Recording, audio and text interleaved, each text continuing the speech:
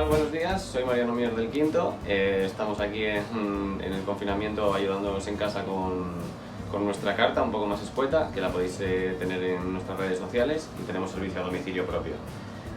Nada, espero que estéis todos bien. Nosotros ahora vamos a preparar una receta que es bastante... que le gusta mucho a la gente que viene por aquí, que solemos hacer desde hace ya casi 10 años, que es un poke de atún, ¿vale? Y aquí tenemos los ingredientes.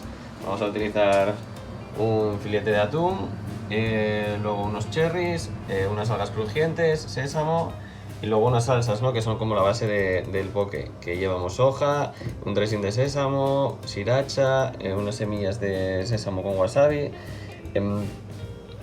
y un poco de cebollino. Lo primero que hacemos es coger el filete de atún y lo vamos troceando en taquitos.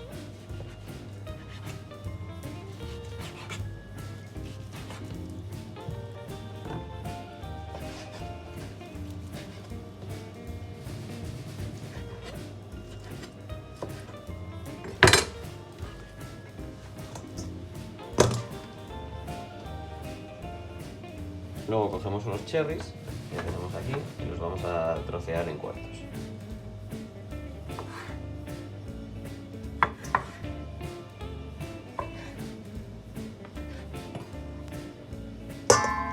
Los agregamos al atún, le agregamos el cebollino que hemos troceado previamente.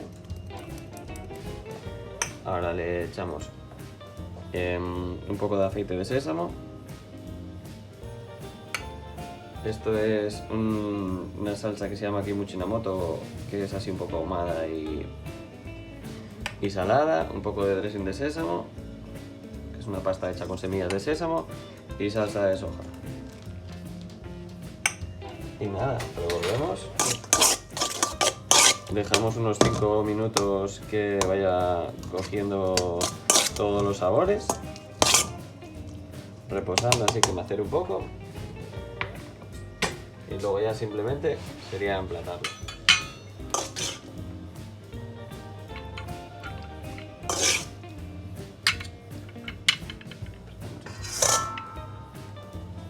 Y decoramos con unas semillitas de sésamo tostado y de sésamo al wasabi.